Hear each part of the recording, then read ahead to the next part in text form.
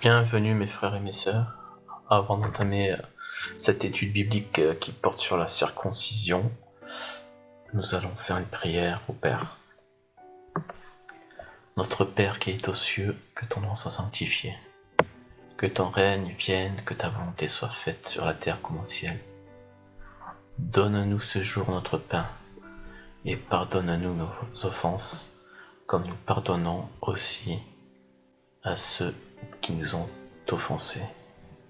Ne nous laisse pas entrer dans la tentation, mais préserve-nous du mal, car c'est à toi qu'appartient, pour les siècles et les siècles, le règne, la puissance et la gloire. Au nom de ton Fils Jésus-Christ, envoie ton Fils bien-aimé pour cette année 2023, pour qu'il nous enlève auprès de lui, nous qui restons fidèles à sa foi et qui avons cette espérance. Ainsi soit-il. Donc nous allons entamer cette étude biblique sur la circoncision. Faut-il obligatoirement être circoncis de la chair?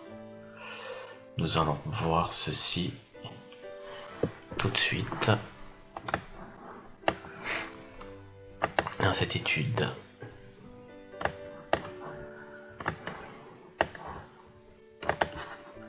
Alors, certains frères juifs qui reconnaissent Jésus comme leur sauveur disent que nous ne pouvons pas rentrer dans le temple de Dieu, c'est-à-dire au paradis, la Jérusalem céleste, sans la condition d'être circoncis de sa chair.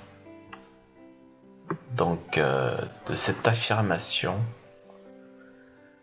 je ne dirai ni oui ni non, car cela va dépendre de quelle circoncision de chair nous parlons. Et nous verrons un peu plus loin que Paul, qui était un ancien légaliste juif, a très bien compris cela et va nous donner un enseignement à propos de cette circoncision dite de chair. Donc dans Ézéchiel 44, 9, nous allons voir dans ce verset que Dieu stipule que la circoncision de chair avec celle du cœur sont les deux conditions liées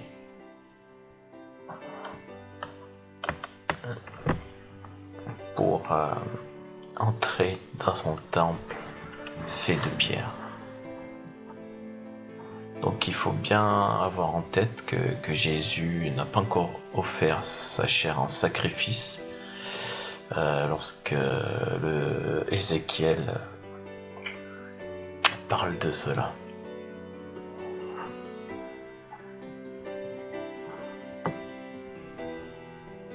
Donc je vais vous donner le verset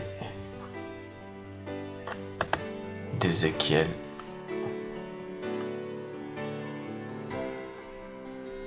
Ainsi parle le Seigneur l'Éternel. Aucun étranger, incirconcis de cœur et incirconcis de chair. Donc là, nous avons bien l'incirconcision de chair. Donc aucun étranger incirconcis de cœur et incirconcis de chair n'entrera dans mon sanctuaire. Aucun des étrangers qui seront au milieu des enfants d'Israël. Voilà. Donc dans ce verset, il est bien dit qu'il faut se circoncire de la chair pour entrer dans le sanctuaire de Dieu.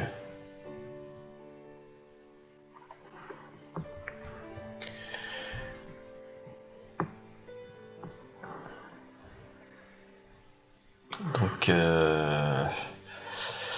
il faut bien avoir en tête que les Juifs, en fait seuls les Juifs qui étaient circoncis de chair,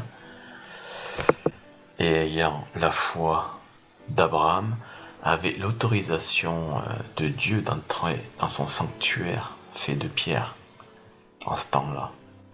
Parce que Dieu n'avait pas encore sacrifié, n'était pas sacrifié encore, n'était pas encore sacrifié, n'a pas donné sa chair en sacrifice encore.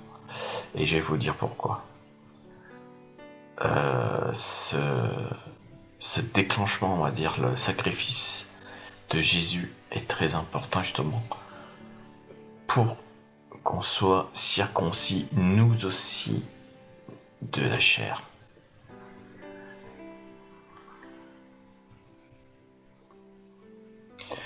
Donc il est intéressant de faire le parallèle aussi entre la foi d'Abraham, dont le signe de l'alliance est faite par la main d'homme, c'est-à-dire la circoncision de chair.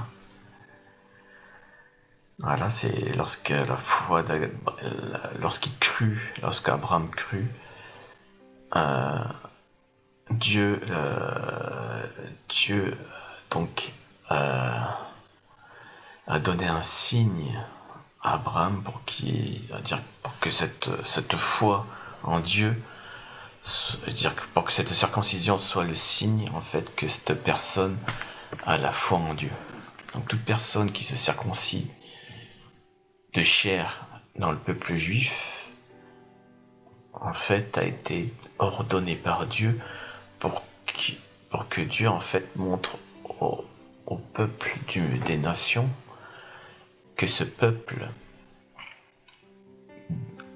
car ils ont cru en Dieu et qu'ils ont la foi en Dieu, et bien ce peuple porte un signe, en fait, visuel, matériel, en fait, de circoncision de chair, qui prouve que ce peuple a la foi en Dieu. Voilà. Il a été fait pour ça, ce signe de circoncision de chair. Il a été donné au peuple d'Israël, aux Juifs. Donc, il est intéressant de voir qu'il y a un parallèle entre la foi d'Abraham, dont le signe de l'alliance est fait par la main d'homme, c'est-à-dire la circoncision de chair, et de la foi en Jésus-Christ, dont la nouvelle alliance est faite par son sang et son sacrifice à la croix. C'est la circoncision de la chair de Jésus, de sa chair propre, de son sacrifice pour nous à la croix, qui est différent en fait. Ce sacrifice est différent du sang de la première alliance qui était le sang des animaux, en fait donné en sacrifice, et qui était une loi donnée au peuple juif, aux juifs en fait, pour pardonner leurs péchés. Mais bon, ces lois-là, en fait, qui a été donnée par Dieu au peuple juif pour qu'il les respecte, sont en fait des lois qui sont inactives. C'est-à-dire que c'est pas ça qui va sauver du péché le peuple juif. Ce qui va sauver du péché le peuple juif, c'est le sang de Jésus, sacrifié à la croix. Donc, Dieu a donné cette loi, pourquoi pour qu'elle c'est une sorte de préfiguration, c'est pour montrer en fait au peuple juif qu'il y aura le sang véritable qui va sauver, qui va venir et qui va être sacrifié pour eux et pour le monde entier, pour ceux qui croient en Dieu. Voilà.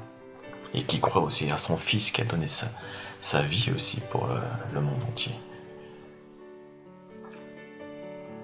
Donc ces lois en fait de sacrifice d'animaux sont des lois inactives qui ont été données mais qui sont inactives. Ce sont que des ombres en fait.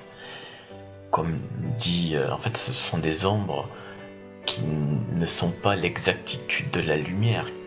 Les ombres, les lois inactives, c'est les lois des sacrifices des animaux, alors que la lumière, la loi active, c'est celle qui va sauver.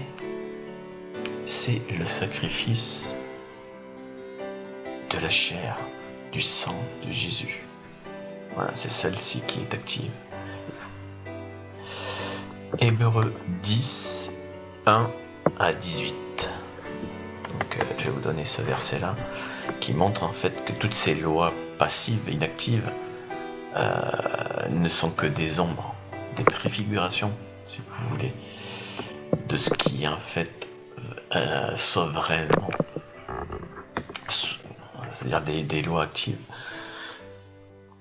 En effet, la loi qui possède une ombre des biens à venir et non l'exacte représentation des choses ne peut jamais, par les mêmes sacrifices qu'on offre perpétuellement chaque année, amener les assistants à la perfection.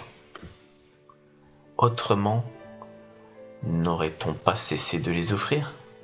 Parce que ceux qui rendent ce culte, étant une fois purifiés, n'auraient plus eu aucune conscience de leurs péchés?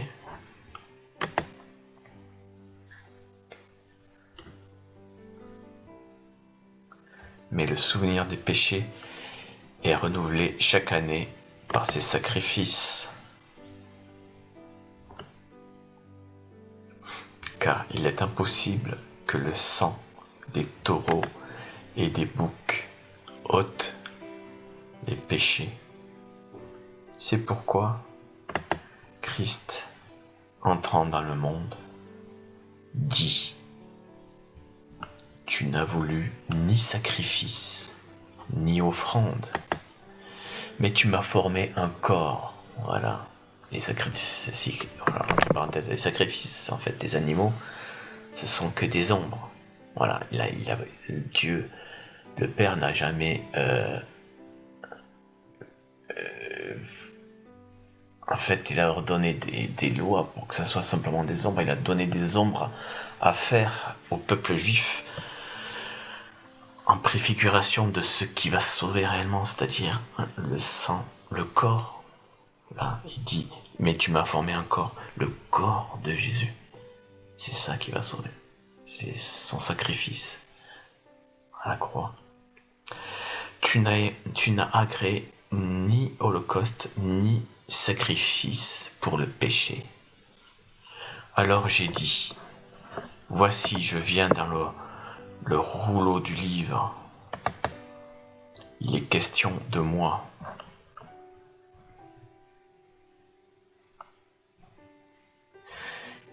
Pour faire, ô Dieu, ta volonté. Après avoir dit d'abord, tu n'as voulu ni agréer, ni sacrifice, ni offrande, ni holocauste, ni sacrifice pour le péché, ce qu'en offre seulement la loi. Il dit ensuite, voici, je viens pour faire ta volonté. Il abolit ainsi la première chose pour établir la seconde. Donc là, il faut bien,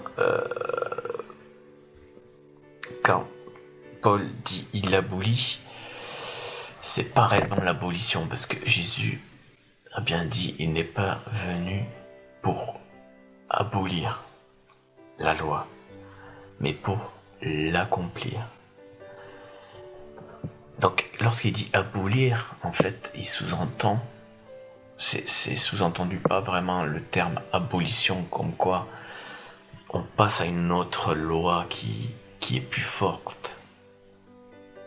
On passe à une autre loi, en fait, et que la loi qui a été donnée a été effacée.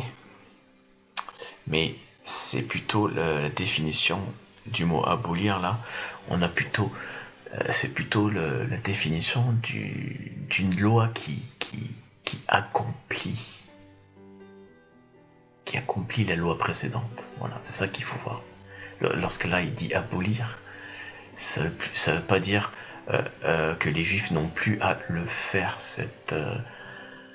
n'ont plus à faire ces lois qui ont été données, ces lois anciennes de l'Ancien Testament qui ont été données au peuple juif par Dieu. La circoncision de chair a été donnée par Dieu au peuple juif. Mais c'est une loi perpétuelle, il dit. Donc, ils doivent continuer à la perpétrer, cette loi. Car il a dit qu'elle est perpétuelle. Mais c'est pas cette loi qui va accomplir.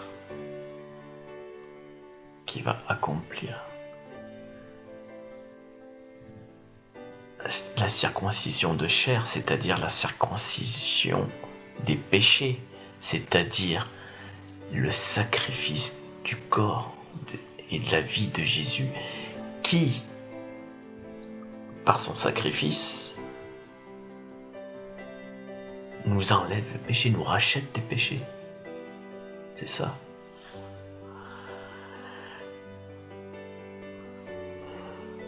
Donc il abolit ainsi la première chose pour établir la seconde. C'est en vertu de cette volonté que nous sommes sanctifiés. Voilà. C'est en vertu de cette volonté que nous sommes sanctifiés par l'offrande du corps de Jésus-Christ. Une fois pour toutes. Paul dit bien que le corps de Jésus-Christ nous sanctifie. Et qu'on n'a plus besoin, que nous n'avons plus besoin des sacrifices d'animaux.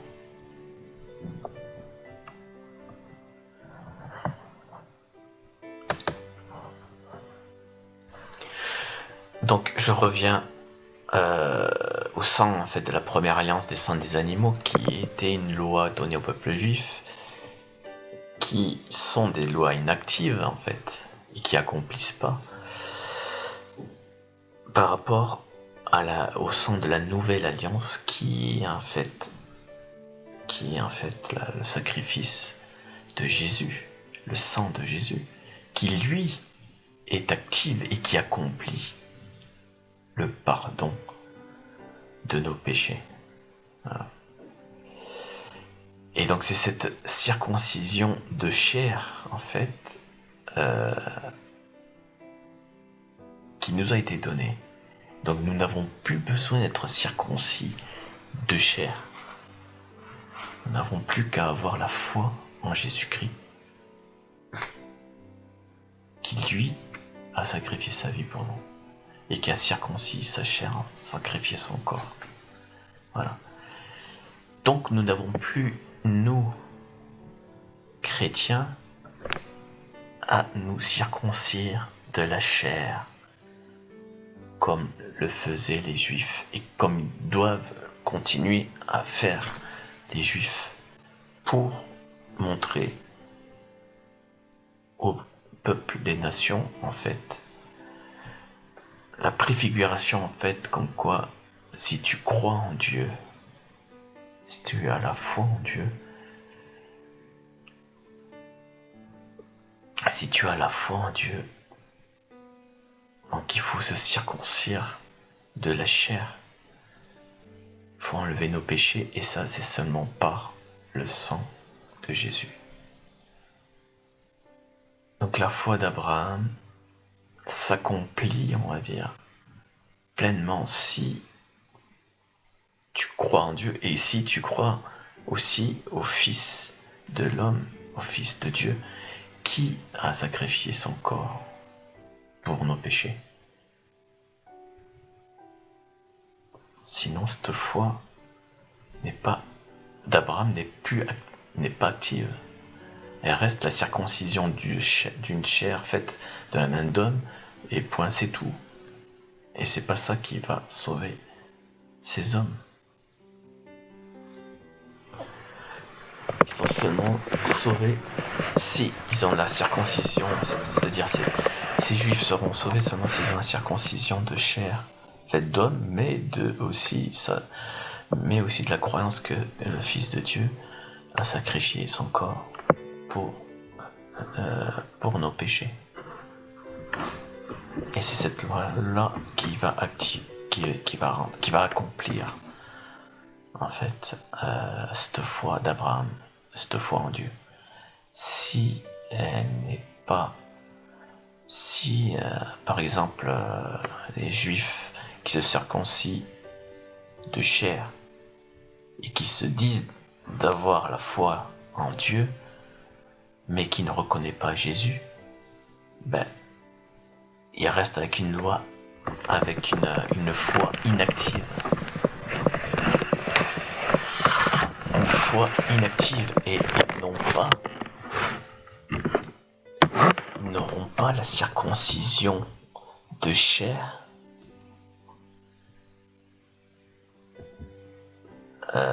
Ils n'auront pas la circoncision de chair, en fait, de Jésus, qui nous fait entrer dans le royaume de Dieu, dans le temple de Dieu, dans la Jérusalem céleste.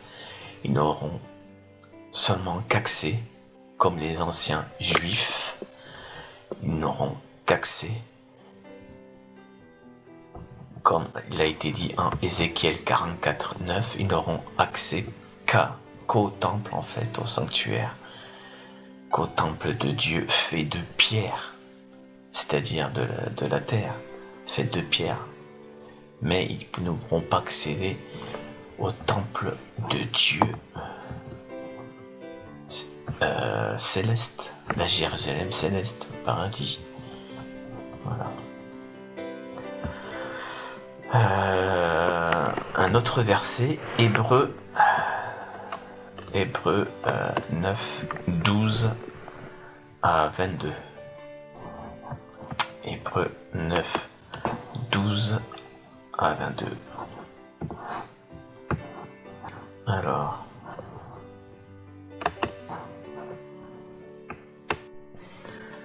et il est entré une fois pour toutes dans le lieu très saint, non avec le sang des boucs et des veaux, mais avec son propre sang, ayant obtenu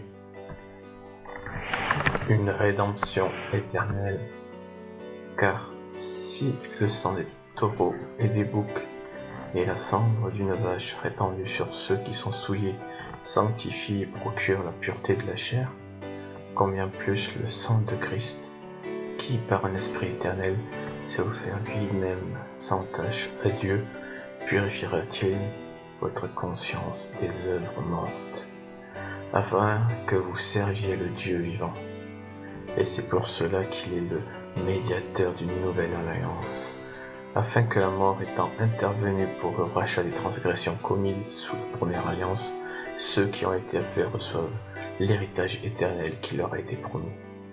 Car là où il y a un testament, il est nécessaire que la mort du testateur soit constatée. Un testament en effet n'est valable qu'en cas de mort, puisqu'il n'a aucune force tant que le testateur vit. Voilà pourquoi c'est avec du sang que même la première alliance fut inaugurée. Moïse, après avoir prononcé devant tout le peuple tous les commandements de la loi, prit le sang des veaux et des boucs avec de l'eau, de la laine écarlate et de l'hysope, et il fit l'aspersion sur lui, sur le livre lui-même, et sur tout le peuple, disant, « Ceci est le sang de l'alliance que Dieu a ordonné pour vous. » Il fit pareillement l'aspersion avec le sang sur le tabernacle et sur tous les ustensiles du culte. Et presque tout, d'après la loi, est purifié avec du sang. Et sans effusion de sang, il n'y a pas de pardon.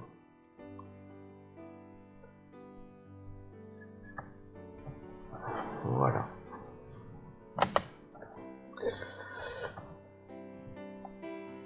Donc, la foi de Dieu d'Abraham est l'ombre de la foi en Jésus. Comme les autres lois de l'Ancien Testament, elle était inactive.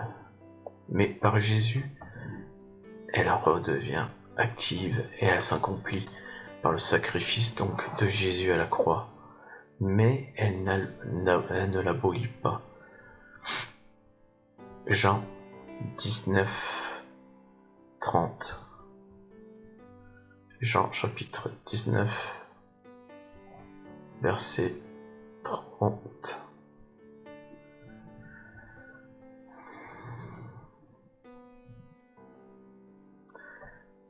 Jésus eut pris le vinaigre, il dit « Tout est accompli ». Et en baissant la tête, il rendit l'esprit. Cette foi était une préfiguration en image de ce que Dieu le Père va envoyer son propre Fils, Jésus, en sacrifice pour le pardon des péchés de tous ceux qui acceptent la foi en Jésus. Dans Genèse chapitre 22, versets 1 à 13.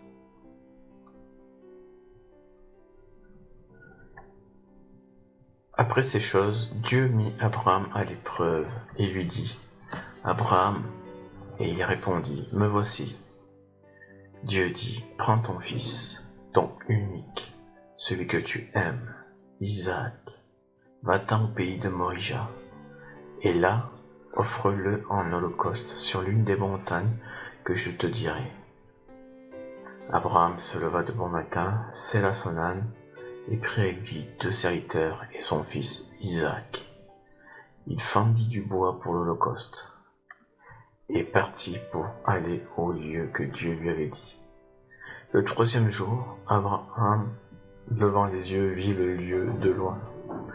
Et Abraham dit à ses serviteurs, « Restez ici avec l'âne, moi et le jeune homme, nous irons jusque-là pour adorer, et nous reviendrons auprès de vous. » Abraham prit le bois pour l'holocauste, le chargea sur son fils Isaac, et porta dans sa main le feu et le couteau. Et ils marchèrent tous deux ensemble. Alors Isaac, parlant à Abraham son père, dit « Mon père ?» Et il répondit « Me voici, mon fils. » Isaac reprit « Voici le feu et le bois, mais où est l'agneau pour l'holocauste ?» Abraham répondit « Mon fils, Dieu se pourvoira lui-même de l'agneau pour l'holocauste. » Et ils marchèrent tous deux ensemble. Lorsqu'ils furent arrivés au lieu que Dieu lui avait dit, Abraham y éleva un autel et rangea le bois. Il lia son fils Isaac et le mit sur l'autel par-dessus le bois. Puis Abraham étendit la main et prit le couteau pour égorger son fils. Alors l'ange de l'Éternel l'appela des cieux et dit « Abraham, Abraham » et il répondit « Me voici. » L'ange dit « N'avance pas ta main sur l'enfant et ne lui fais rien, car je sais maintenant que tu crains Dieu et que tu ne m'as pas refusé ton fils, ton unique. » Abraham leva les yeux et vit derrière lui un bélier retenu dans un buisson par les cornes. Et Abraham alla prendre le bélier et l'offrit un holocauste à la place de son fils. Voilà. Donc là, on a bien Abraham en fait qui est une préfiguration en fait de Dieu le Père, qui va offrir son fils Isaac, qui est une préfiguration en fait de Jésus. Voilà. Et donc là, on voit bien en fait que c'est Dieu le Père qui va offrir Jésus en holocauste pour le monde. Donc là, bien sûr, la préfiguration n'est pas exacte parce que l'ombre n'est pas l'exactitude de la lumière. Et ça, on le verra, ça on l'a vu déjà. Donc, elle n'est pas l'exactitude de la lumière. Les ombres ne sont pas l'exactitude de la lumière. On a vu ça en Hébreux, chapitre 10, versets 1 à 18. Mais nous avons une préfiguration en fait de Dieu le Père et du Dieu le Fils à travers Abraham et Isaac.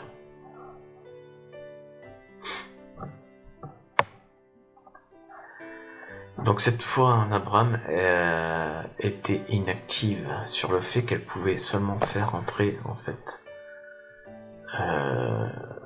Elle pouvait seulement faire entrer le peuple juif dans l'ancien temple de pierre de Dieu et non dans la future Jérusalem céleste. La foi en Jésus, elle, si nous l'acceptons, active cette foi qu'on a en Dieu. cette foi d'Abraham qu'on a rendue. En circoncisant en fait notre cœur avec une meilleure connaissance de Dieu. Et en nous circoncisant de la chair également par le sacrifice du corps fait de chair de Jésus. Pas par sa propre chair, mais par le sacrifice du corps de la chair de Jésus. On est circoncis de chair. Et c'est cette seule circoncision qui nous purifie de nos péchés et qui du coup donne au peuple de toute nation accès à la Jérusalem céleste. Mais également, c'est la seule circoncision qui donne accès aussi au peuple juif d'accéder à la Jérusalem céleste, au paradis. Alors comme je l'ai dit précédemment, les deux éléments essentiels qui font passer de la foi en Dieu d'Abraham, qui est inactive, en la foi en Jésus, qui active justement cette foi d'Abraham, sont l'acceptation en fait que Jésus est le Fils de Dieu et qu'il est mort à la croix pour nous sauver de nos péchés, pour nous racheter de nos péchés. On voit ça dans 1 Jean, chapitre 2, verset 23. Verset 23. 1 Jean, chapitre 2. Verset 23. Quiconque nie le Fils n'a pas non plus le Père. Voilà. Donc, et également, donc, la deuxième condition, c'est la connaissance de Dieu, le Père et du Fils, donnée par les paroles de Jésus. Nous avons ça dans Jean, chapitre 17, verset 3.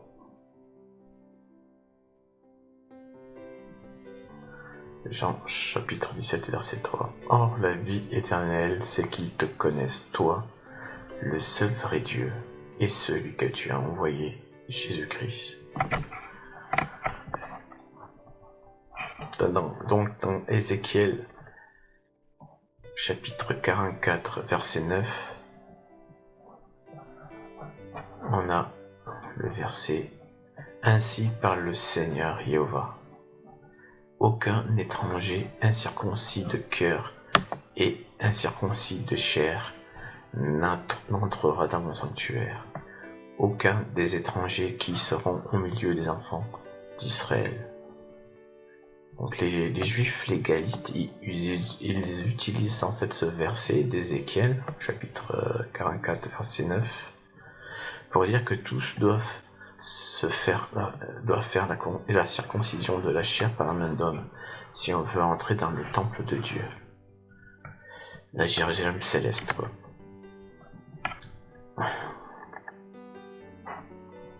Et c'est sur ce point en fait qu'ils sont dans l'erreur, car Jésus en fait a accompli par son sacrifice à la croix, comme on l'a dit précédemment, ce verset.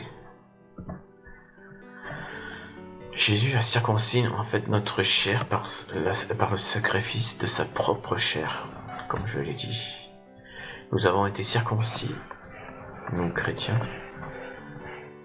Nous avons été circoncis de la chair, non de la main d'homme, mais de la main de Dieu. Et c'est cette circoncision de chair qui nous fait entrer dans le temple de Dieu, la Jérusalem céleste. Et c'est bien de cette circoncision de chair et de cœur que Dieu attend que nous acceptions maintenant, à présent. C'est plus cette circoncision de chair faite par l'homme, en fait, fait de main d'homme. Donc le verset Ézéchiel 44:9 est l'ombre de la lumière qui est la circoncision de la chair et du cœur par Jésus. C'est-à-dire accepter de recevoir la foi en Jésus et croire qu'il a sacrifié sa chair et donc notre chair à la croix pour le pardon de nos péchés. Colossiens chapitre 2. Colossiens chapitre 2, versets 11 à 14. Et c'est en lui que vous avez été circoncis, d'une circoncision que la main n'a pas faite, mais de la circoncision de Christ, qui consiste dans le dépouillement du corps de la chair. Ayant été ensevelis avec lui par le baptême, vous êtes aussi ressuscités en lui et avec lui par la foi en la puissance de Dieu qui l'a ressuscité des morts. Vous qui étiez morts par vos offenses et par l'incirconcision de votre chair, on y revient, il vous a rendus à la vie avec lui en nous faisant grâce pour toutes nos offenses. Il a effacé l'acte dont les ordonnances nous condamnaient et qui subsistait contre nous, et il l'a détruit en le clouant à la croix. Voilà.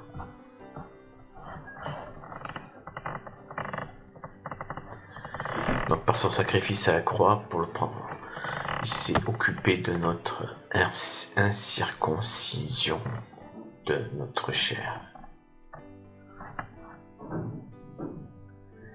Donc c'est uniquement par le sacrifice de Jésus à la croix qui purifie nos péchés et de l'acceptation de la foi de notre Sauveur que nous pouvons avoir accès au temple de Dieu de la Jérusalem céleste, et non par la circoncision de la chair faite par l'homme, bien que Dieu leur donne au peuple juif de le respecter comme signe d'alliance à perpétuité.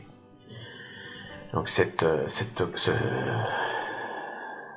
commandement donné par Dieu est uniquement destiné à la postérité d'Abraham et n'est que l'ombre des choses à venir.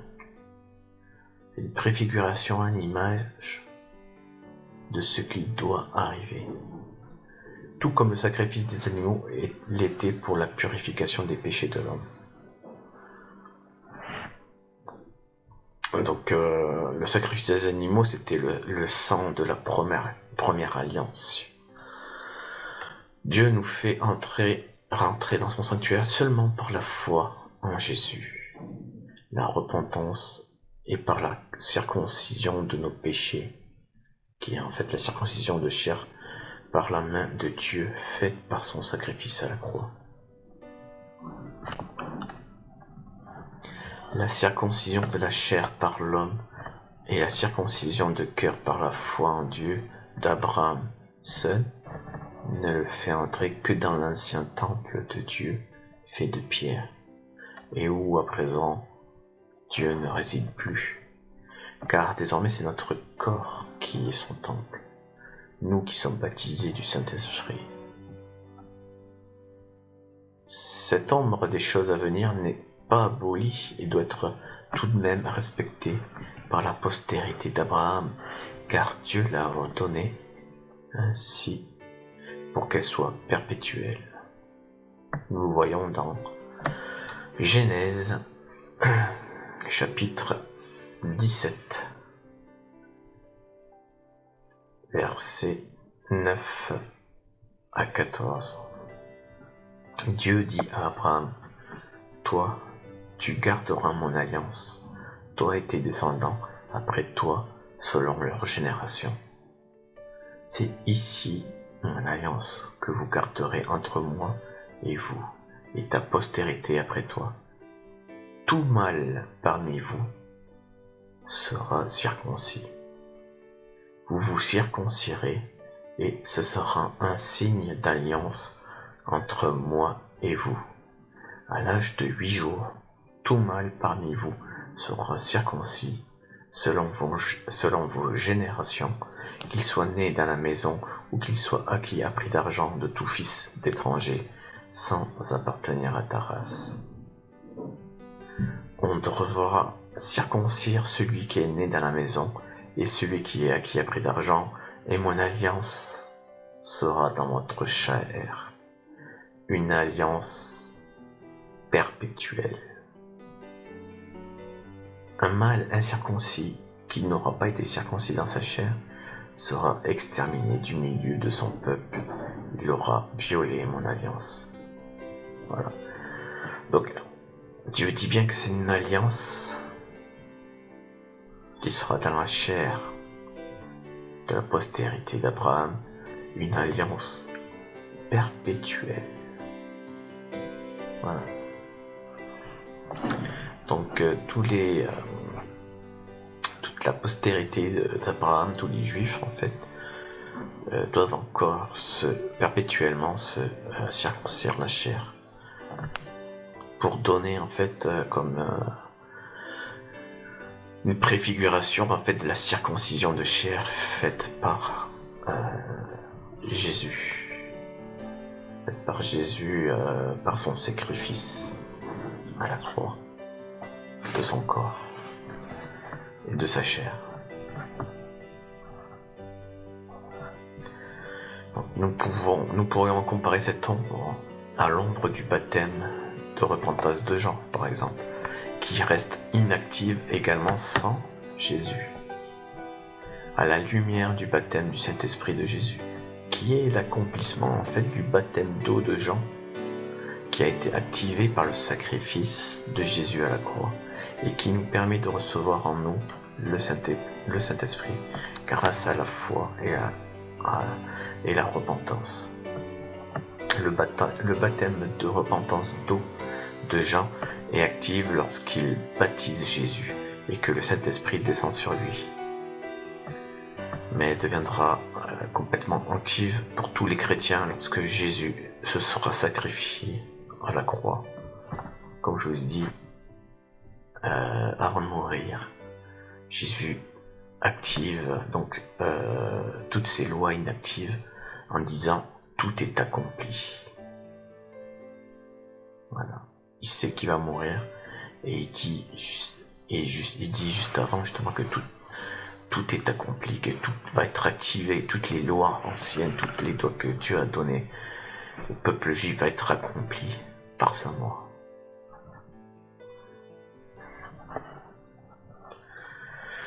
Donc de même, la foi d'Abraham en Dieu s'accomplit exactement aussi et s'active dans la foi en Jésus et par sa mort à la croix.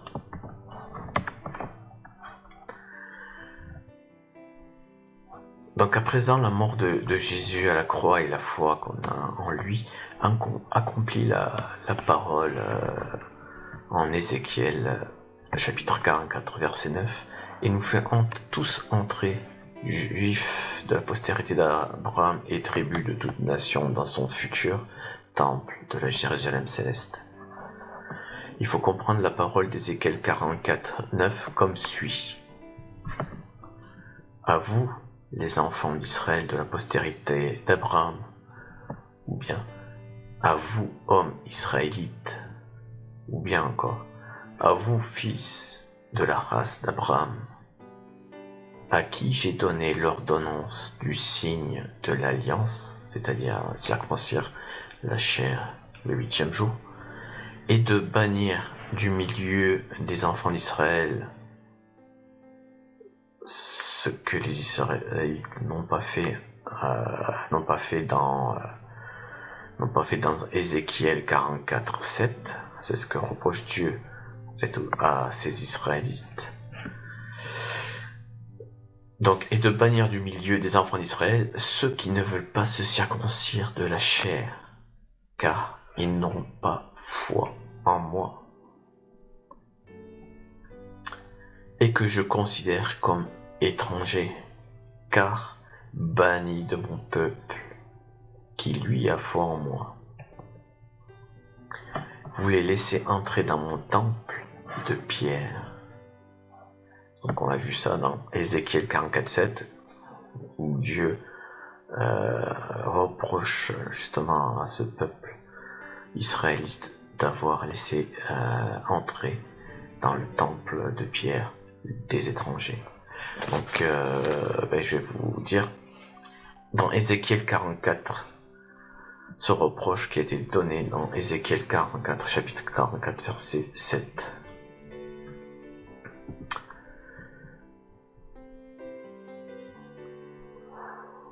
Vous avez introduit dans mon sanctuaire des étrangers incirconcis de cœur et incirconcis de chair, pour profaner ma maison. Vous avez offert mon pain, la graisse et le sang à toutes vos abominations. Vous avez rompu mon alliance. Voilà. Donc, Dieu a reproché justement à son peuple d'avoir laissé entrer des étrangers dans son temple de pierre. Donc ce que les Juifs n'ont pas pu faire, c'est-à-dire interdire l'accès au temple de Dieu fait de pierre aux incirconcis de chair et de cœur par la foi d'Abraham, Dieu le fera dans son futur temple de Dieu, c'est-à-dire la Jérusalem céleste, à tous ceux qui sont incirconcis de chair et de cœur par la foi en Jésus-Christ. Même ceux qui sont seulement circoncis de chair par la main d'homme et pensent être circoncis de cœur par la foi en Dieu. Ces derniers pouvaient seulement avoir accès au temple de Dieu fait de pierre et où ne siège plus à présent et à venir Dieu.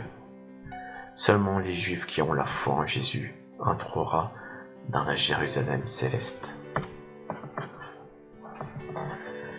Pour entrer dans son ancien temple fait de pierre, Dieu voulait que toute personne étrangère vivant au milieu de la postérité d'Abraham, appartenant à notre peuple, devienne enfant d'Israël de la postérité d'Abraham à part entière, avec une circoncision de chair et de cœur par la foi. Cette ordonnance de circoncision de chair faite par l'homme des étrangers et de cœur par la foi demeure encore de rigueur pour ceux qui veulent appartenir au peuple d'Israël, mais n'est plus obligatoire pour entrer dans la maison d'Israël. Car comme on l'a dit, comme je l'ai dit précédemment, la circoncision de chair qui sauve, la seule circoncision de chair qui sauve, est celle faite par le sacrifice de Jésus. Seulement ceux qui ont la foi en Jésus, c'est-à-dire qui sont juifs de l'intérieur, comme disait Paul, entreront dans la maison d'Israël. La maison d'Israël, c'est-à-dire la Jérusalem céleste, le paradis. Nous, personnes d'apparence extérieure étrangère, c'est-à-dire au peuple de Dieu, c'est-à-dire que nous ne sommes pas juifs, c'est-à-dire juifs extérieurement. Nous, donc, personnes d'apparence extérieure étrangère incirconcis de chair par l'homme, nous sommes circoncis de cœur en la foi en Jésus. Donc on est juifs de l'intérieur. Et Jésus nous a circoncis également de la chair, en donnant son corps de chair pour la purification de nos péchés, tout comme Abraham a circoncis de chair les esclaves étrangers de sa maison. Nous voyons ça dans Genèse chapitre 17, verset 23. Donc Genèse chapitre 17, verset 23. Abraham prit Ismaël son fils, tous ceux qui étaient nés dans sa maison, et tous ceux qu'il avait acquis à prix d'argent. Voilà, donc c'est tous les esclaves qui a été acquis à prix d'argent. Tous les mâles parmi les gens de la maison d'Abraham, et il les circoncis ce même jour selon l'ordre que Dieu lui avait donné. Voilà. Donc même les esclaves en fait qui a été acquis à prix d'argent et qui faisait pas partie de son peuple a été également circoncis.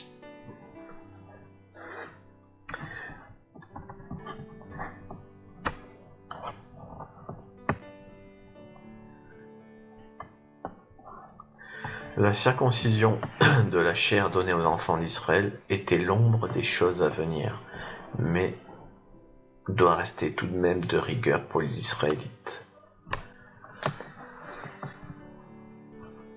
Car Dieu l'a ordonné perpétuel pour ce peuple. Donc, dans Colossiens chapitre 2, Colossiens chapitre 2,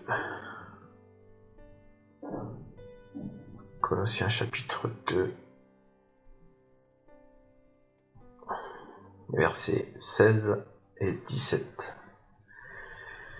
Que personne donc ne vous juge au sujet du manger ou du boire, ou au sujet d'une fête, d'une nouvelle lune, ou des sabbats. C'était l'ombre des choses à venir, mais le corps est en Christ. Voilà. Donc toutes ces lois sont des ombres.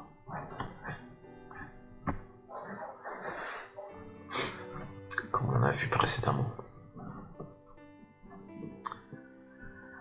Donc nous, chrétiens, nous ne sommes pas tenus de produire ces ombres, ces lois, c'est-à-dire ces lois de l'Ancien Testament, qui demeurent inactives par le fait des hommes, mais qui s'accomplissent, ces lois s'accomplissent, et deviennent lumière en Jésus-Christ et de son sacrifice à la croix. Il a été donné au peuple juif par Dieu de produire en image les lois de l'Ancien Testament, toutes ces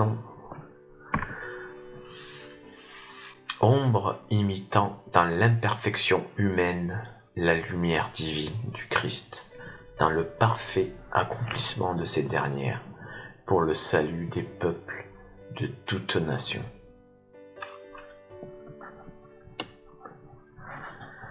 Timothée, qui avait son père grec et de mère juive, s'est circoncis car il est circoncis de cœur en la foi en Jésus, et qu'il fait partie des enfants d'Israël de par sa mère juive, et qu'il ne voulait pas non plus être une pierre d'achoppement pour les juifs légalistes, et non pas que le Christ lui sert de rien.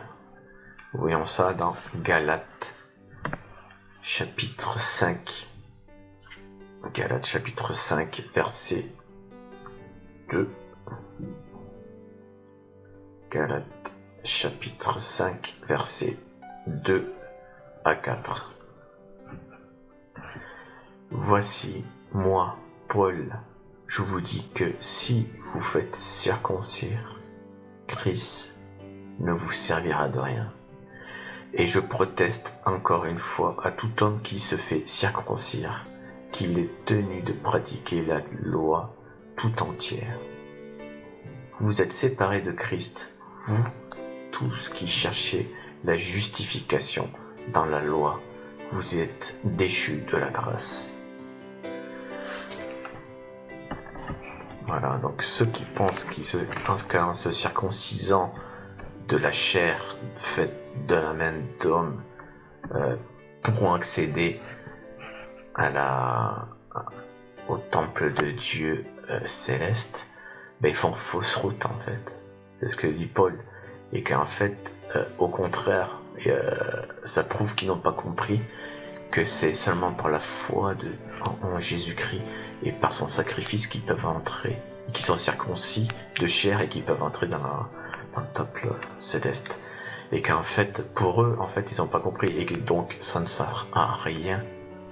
La grâce de Dieu ne leur a servi à rien en fait. Parce qu'ils n'avaient pas compris que c'est seulement ça qui fait entrer dans ce temple de Dieu céleste.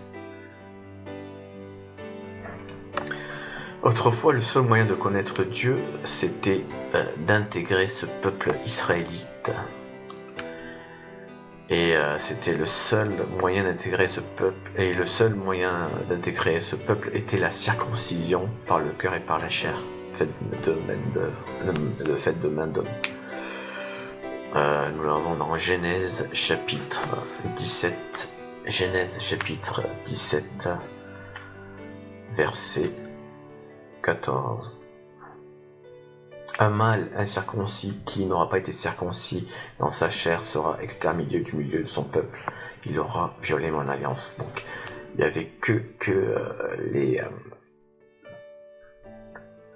on va dire que qu'est-ce que je voulais dire, il n'y avait en fait que les personnes qui étaient circoncis de la chair faite de main d'œuvre qui pouvaient rester dans le peuple d'Israël. Sinon ils étaient bannis de ce peuple. Aujourd'hui, nous les incirconcis de cœur,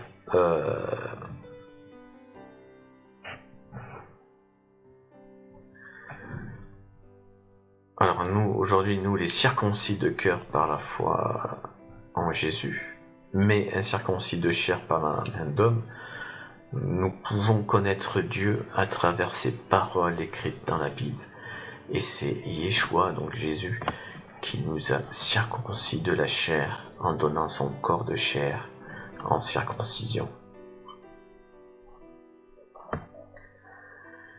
La circoncision de la chair est un signe d'alliance pour Dieu, à condition que l'étranger, bien entendu, soit circoncis de cœur, c'est-à-dire qu'il ait la foi en Dieu et qu'il ait l'observance de la loi de Dieu.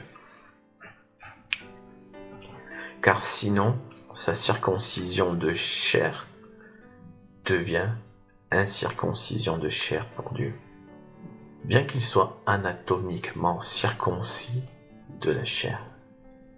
Nous voyons ça dans Romains chapitre 2. Romains chapitre 2.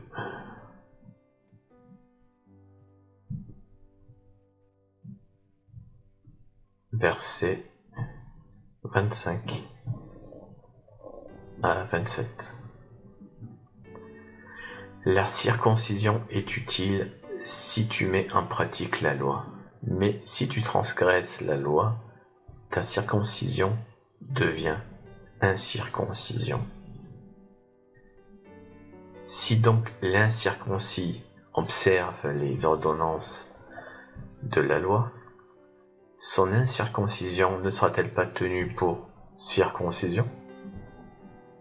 L'incirconcis de nature, qui accomplit la loi, ne te condamnera-t-il pas, toi, qui la transgresses, tout en ayant la lettre et la loi et la circoncision?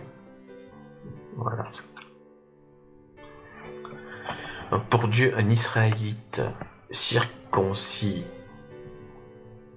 mais qui n'a pas la foi, c'est un étranger, pas un juif. C'est un étranger qui se dit juif, bien qu'il soit circoncis de la chair. Nous voyons ça dans Romains chapitre 2, verset 17. Toi qui te donnes le nom de juif, qui te repose sur la loi, qui te glorifie de Dieu. Voilà. Donc, on voit bien que il y a des juifs extérieurs, il y a des juifs qui sont seulement extérieurs en apparence, n'est pas réellement considéré comme juif par Paul et par Dieu également. Donc, c'est seulement un juif extérieur qui se dit, qui se dit être juif, mais qui ne l'est pas de l'intérieur et qui ne l'est pas non plus qui n'est donc pas pour Dieu. Donc l'étranger circoncis de cœur et de chair pouvait donc, comme tout enfant d'Israël, car appartenant désormais à celui-ci, participer à toutes les fêtes et ordonnances. Nous voyons ça dans Exode chapitre 12, verset 44. Tu circonciras tout esclave à qui a pris d'argent, alors il en mangera. Voilà, donc en fait, l'ordonnance au sujet de la Pâque de Dieu, c'était que aucun étranger n'en mangera. Mais les esclaves, donc, qui ont été circoncis, les esclaves à qui a pris l'argent, avaient l'autorisation de Dieu d'en manger, parce que appartenant désormais au peuple juif. Car appartenant en part entière maintenant aussi également aux enfants d'Israël qui ont la foi en Dieu. Même si ces esclaves n'étaient pas à la base juifs. Donc le plus important, c'est d'être juif au-dedans, pas à l'extérieur. Nous voyons ça dans Romains chapitre 2. Romains chapitre 2, versets 27 à 29.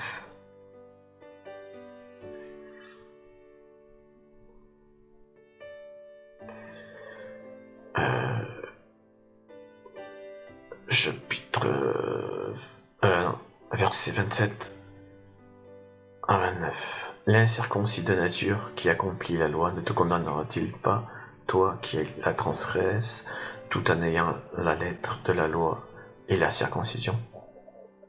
Le juif, ce n'est pas celui qui en a les dehors, et la circoncision, ce n'est pas celle qui est visible dans la chair.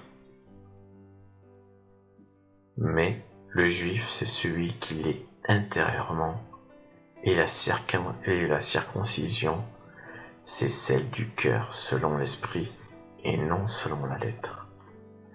La louange de ce juif ne vient pas des hommes, mais de Dieu. Voilà. Nous avons aussi 1 Corinthiens chapitre 7, versets 18 à 20. Quelqu'un a-t-il été appelé étant circoncis qu'il demeure circoncis? Quelqu'un a-t-il été appelé étant incirconcis qu'il ne se fasse pas circoncire? La circoncision n'est rien, et l'incirconcision n'est rien. Mais l'observation des commandements de Dieu est tout. Que chacun demeure dans l'état où il était lorsqu'il a été appelé. Donc je vais répéter, je vais essayer de mieux expliquer ces versets. Donc dans le verset 18, quelqu'un a-t-il été appelé étant circoncis, c'est-à-dire circoncis de la chair et du cœur, de la chair faite maintenant de main d'homme et du cœur, qu'il demeure circoncis donc de cœur, sinon sa circoncision de chair faite de main d'homme devient incirconcision de chair pour Dieu. Donc qu'il demeure, en fait, ça veut dire qu'il demeure juif de l'intérieur, c'est-à-dire circoncis de cœur, dans la foi en Jésus. Donc ici, Paul fait référence à la circoncision du cœur, car logiquement, une fois qu'on est circoncis de la chair anatomiquement, c'est-à-dire faite de main d'homme, on ne peut que le demeurer. Donc, quelqu'un a-t-il été appelé étant incirconcis? Là, on passe aux incirconcis. Donc, quelqu'un a-t-il été appelé incirconcis comme nous, les païens? Car nous sommes incirconcis de chair par l'homme. nous ne sommes pas juifs d'extérieur. Donc, que quand a-t-il été appelé étant incirconcis, donc ça c'est pour nous, qu'il ne se fasse pas circoncire de chair par l'homme. Voilà. Donc nous ne devons pas se faire circoncis de chair par l'homme.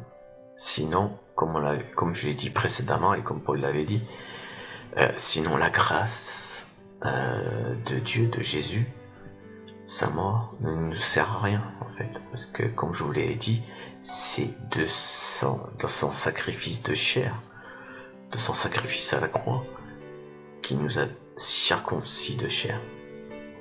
Voilà. Et qui nous fait rentrer dans le temple de Dieu céleste. Donc passons au verset 19. La circoncision de la chair par l'homme, donc c'est être juif de l'extérieur. Donc la circoncision de la chair par l'homme n'est rien. Paul dit ça, n'est rien. Voilà. C'est pas la circoncision, comme j'avais dit précédemment, c'est pas la circoncision de chair par l'homme qui nous fait entrer dans le temple céleste. C'est seulement la circoncision de chair faite par Dieu, c'est-à-dire son sacrifice à la croix. Donc la circoncision de la chair par l'homme n'est rien. Et l'incirconcision de la chair par l'homme, c'est-à-dire être d'une autre nation, car on est incirconcis de chair par l'homme. Donc être d'une autre nation, ça c'est nous, n'est rien. D'accord ? C'est pas ça non plus qui va nous faire entrer au temple de Dieu céleste. C'est pas ne pas être non plus circoncis. Mais l'observation, voilà, là on vient à ce qui va nous faire entrer dans ce temple. Mais l'observation des commandements de Dieu est tout. C'est-à-dire les commandements de Dieu, observer les commandements de Dieu, c'est avoir foi en Dieu. Donc la foi ou la circoncision, on peut appeler aussi la foi la circoncision du cœur, va nous faire entrer dans ce temple de Dieu céleste. La circoncision de la chair, qui est le signe de l'alliance donnée seulement à la postérité d'Abraham, n'est seulement en fait qu'un signe de l'alliance. La circoncision de la chair n'est qu'un signe de l'alliance donnée par Dieu. C'est pas ça qui va nous faire entrer dans le temple céleste. Verset 20. Que chacun demeure dans l'état anatomique, donc dans l'état où il était lorsqu'il a été appelé. Donc lorsqu'il a été appelé, c'est-à-dire lorsqu'il a eu la foi en Dieu, en Jésus.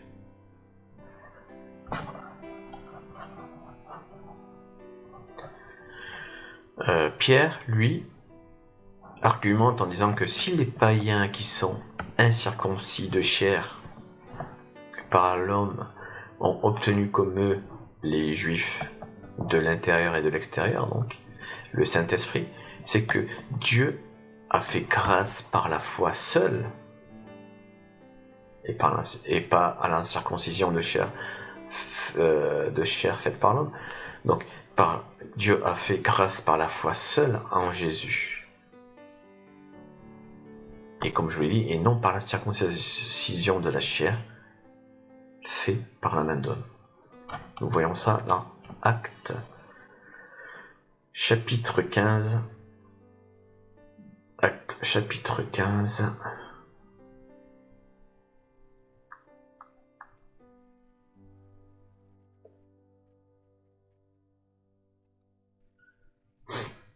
Chapitre 15, verset 9 à 11. Il n'a fait aucune différence entre nous et eux. Donc, quand il dit ça, Pierre, il dit, il ne fait en fait aucune différence entre nous les juifs et eux les non-juifs, les païens. Donc il n'a fait aucune différence entre nous et eux, ayant purifié leur cœur par la foi. Maintenant donc, pourquoi tentez-vous Dieu en mettant sur le cou des disciples un joug que ni nos pères ni nous n'avons pu porter? Voilà, donc Pierre reproche en fait aux Juifs d'obliger donc les nouveaux disciples de Dieu qui étaient païens et qui n'étaient pas juifs de se circoncire. Donc Jésus a déchiré le voile et a permis l'accès au temple de Dieu céleste, au temple céleste de Dieu, de tous ceux qui ont foi en lui. Temple qui était fait de pierre et qui a autrefois été réservé aux circoncis de cœur et de chair de main d'homme, signe de l'alliance, l'ancienne alliance, par le rite de la circoncision.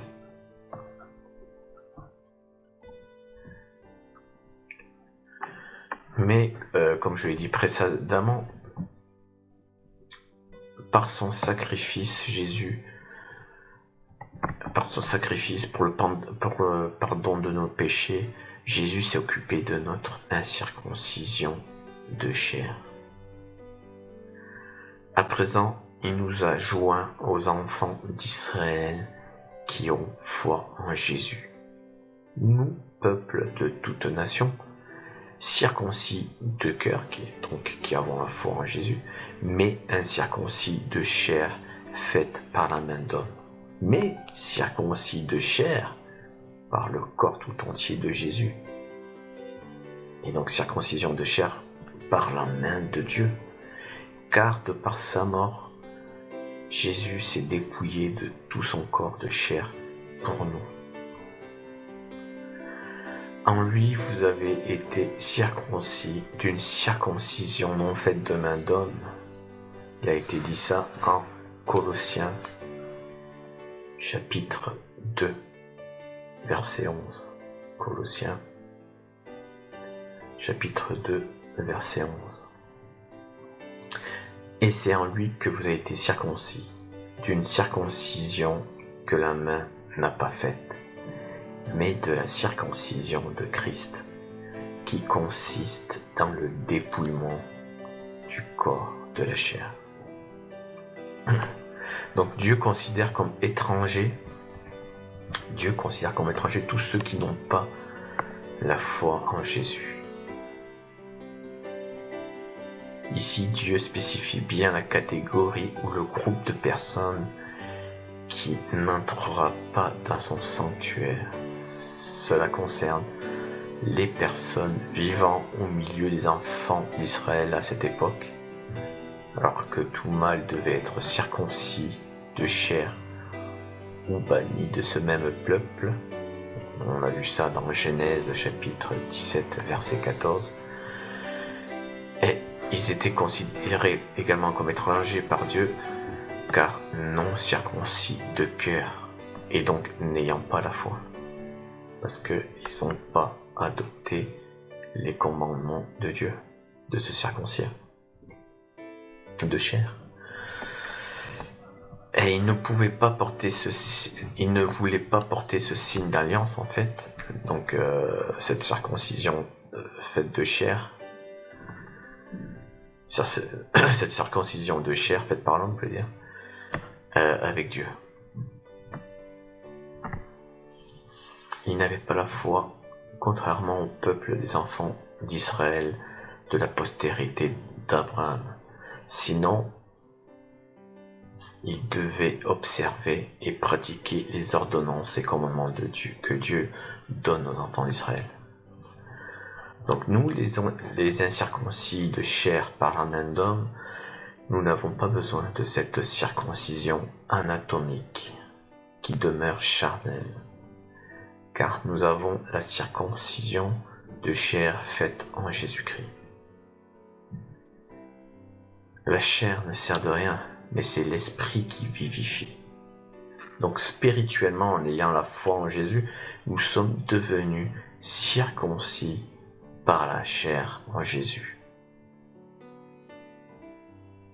On a vu ça dans Colossiens, chapitre 2, verset 13. Vous qui étiez morts par vos offenses et par l'incirconcision de votre chair, il vous a rendus à la vie avec lui, en nous faisant grâce pour toutes nos offenses.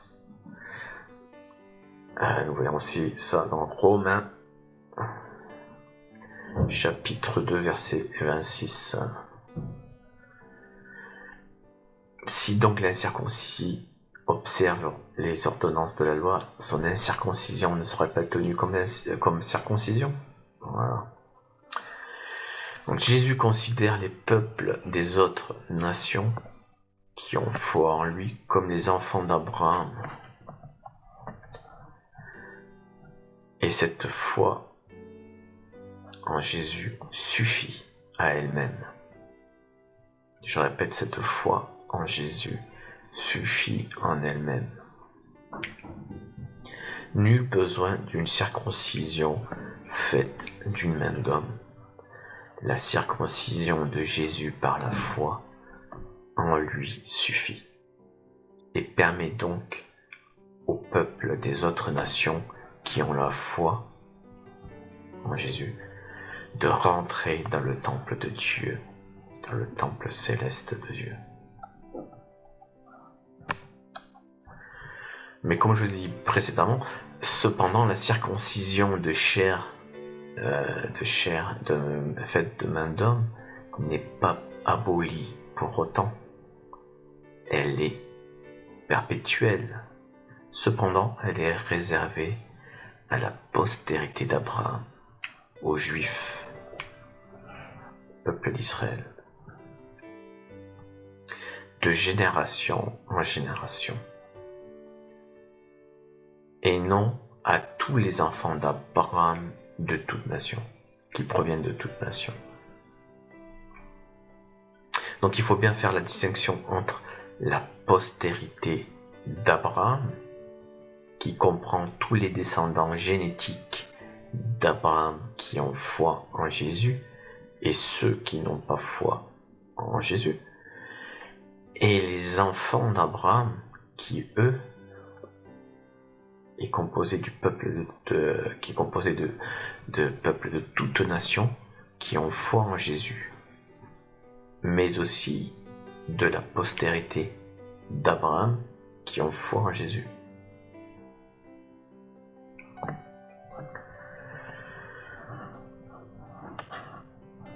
Jean chapitre 8 versets 31 à 41.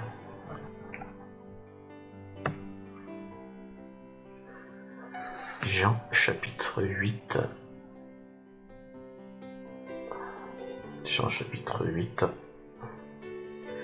verset 31 à 41. Et il dit aux Juifs qui avaient cru en lui: si vous demeurez dans ma parole, vous êtes vraiment mes disciples. Vous connaîtrez la vérité et la vérité vous affranchira. Et ils lui répondirent: nous sommes la postérité d'Abraham, et nous ne fûmes jamais esclaves de personne. Comment dis-tu, vous deviendrez libres? En vérité, je vous le dis, leur répliqua Jésus. Quiconque se livre au péché est esclave du péché. Or, l'esclave ne demeure pas toujours dans la maison. Le Fils y demeure toujours. Si donc le Fils vous affranchit, vous serez réellement libre. Je sais que vous êtes la postérité d'Abraham, mais vous cherchez à me faire mourir parce que ma parole ne pénètre pas en vous. Je dis ce que j'ai vu chez mon Père. Et vous, vous faites ce que vous avez entendu de la part de votre Père. » Ils lui répondirent, « Notre Père, c'est Abraham. » Jésus leur dit, « Si vous étiez enfant d'Abraham, » donc là, on a le terme enfant d'Abraham, contrairement à ce qu'on a vu plus haut, où Jésus dit bien qui sait qui sont de la postérité d'Abraham. Donc là, nous avons bien, si vous étiez enfant d'Abraham, donc là, il est en train de dire que vous êtes de la postérité d'Abraham, mais vous n'êtes pas enfant d'Abraham. Donc là, Jésus leur dit, si vous étiez enfant d'Abraham, vous feriez les œuvres d'Abraham. Et maintenant, vous cherchez à me faire mourir, moi, qui vous ai dit la vérité que j'ai entendue de Dieu. Cela, Abraham ne l'a point fait. Vous faites les œuvres de votre père.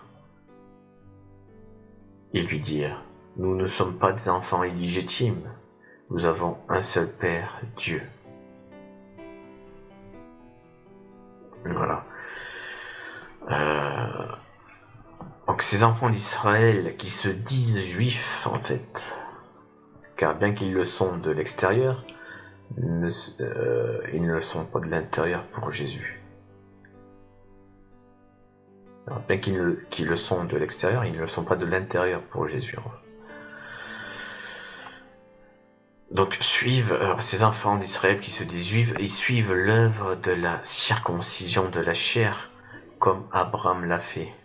Pourtant, Jésus dit bien qu'ils ne font pas les œuvres d'Abraham, et donc qui n'ont pas la foi, comme Abraham.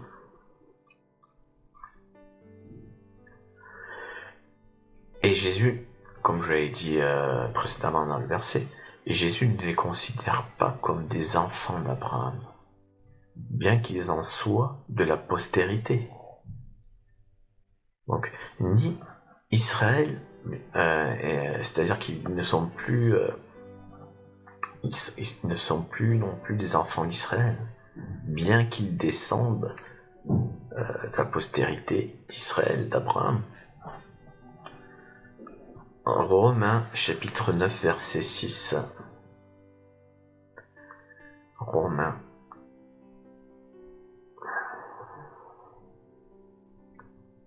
chapitre 9 verset 6.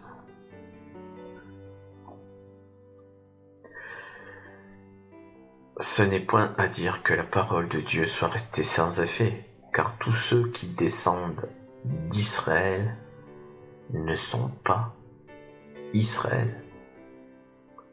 Voilà.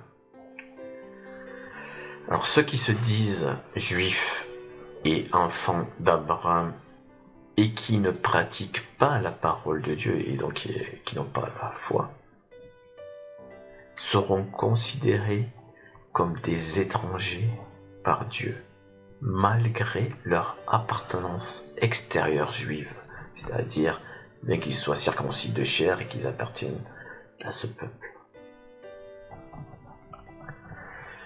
L'alliance de Dieu avec Abraham, c'est que Abraham devienne le père d'une multitude de nations, c'est-à-dire le père de ceux qui ont la foi. Ce sont les enfants d'Abraham. Cependant, Dieu établit cette alliance sur terre par un sceau de justice, un signe de l'alliance, qui est la circoncision de la chair le 8e jour, qui est attribuée seulement à la descendance d'Abraham, qui a pour père et mère un juif né par des juifs, ou qui a pour père un étranger esclave acheté par la famille juive, et pour mère une juive, ou une mère étrangère esclave, qui a pris l'argent de tout fils étranger, sans appartenir à sa race, et cela à perpétuité. Ce signe de l'alliance établi est donné spécifiquement aux circoncis nés par son fils Isaac, et des esclaves achetés à prix d'argent par la famille juive, qui recevront la possession du pays de Canaan, c'est-à-dire l'Israël antique, et qui auront comme Dieu le Dieu d'Abraham. Ces circoncis sont le peuple juif et enfants d'Israël qui ont foi en Dieu. Les fils d'étrangers circoncis font partie également des enfants d'Israël qui ont foi. Nous voyons ça dans Exode chapitre 12 verset 44. Donc Ismaël, bien que circoncis, donc bien qu'il ait le signe de l'alliance, ne reçoit pas cette alliance spécifique que Isaac va recevoir de Dieu.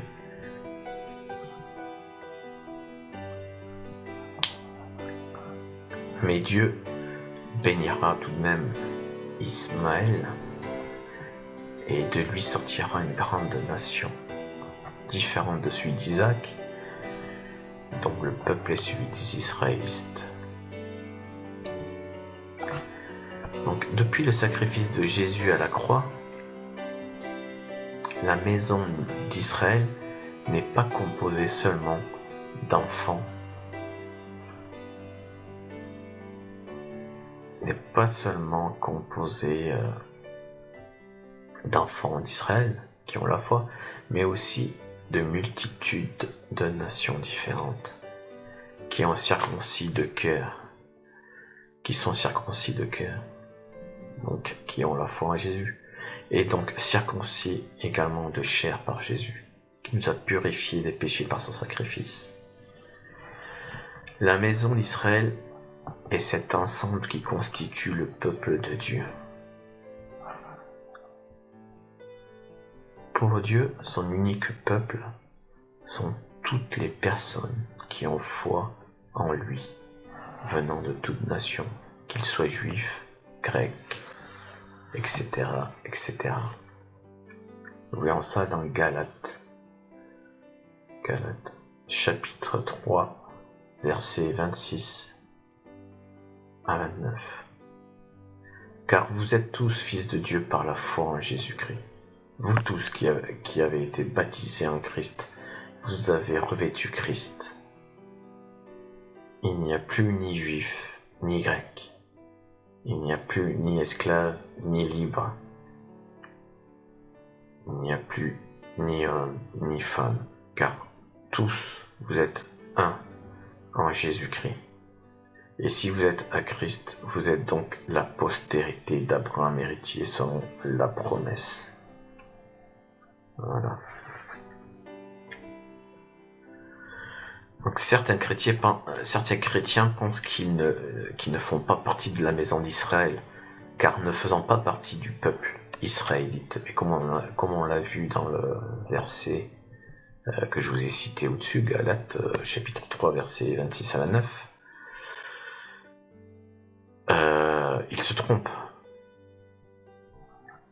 Oui, certains chrétiens, donc ils pensent de ne pas faire partie de cette maison d'Israël, mais ils en font partie, comme dit dans le verset 29. Car c'est la foi en Dieu qui permet de faire entrer toute personne dans la maison d'Israël et de les désigner comme enfants d'Abraham et de Dieu. Voilà.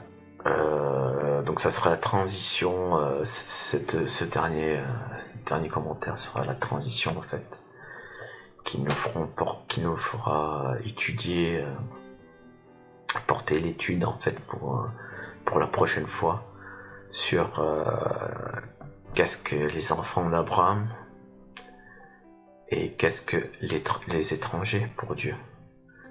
Et